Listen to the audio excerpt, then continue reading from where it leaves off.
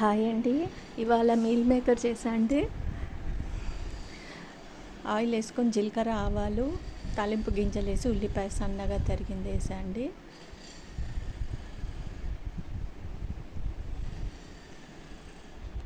ఉల్లిపాయలు మగ్గిన తర్వాత అల్లం వెల్లుల్లి పేస్ట్, పసుపు,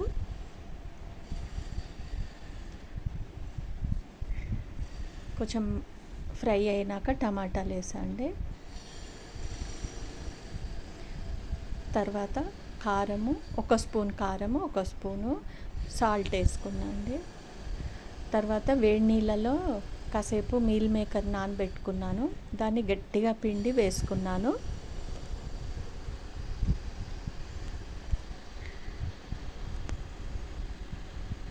తర్వాత కొద్దిగా వాటర్ వేసుకున్నా అండి.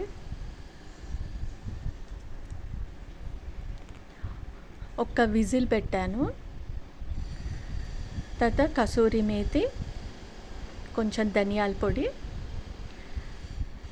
వేసుకొని కొంచెం 5 నిమిషాలు మగ్గినాక కొత్తిమీరతో వేసుకున్నా అండి. గార్నిష్ చేసుకున్నా.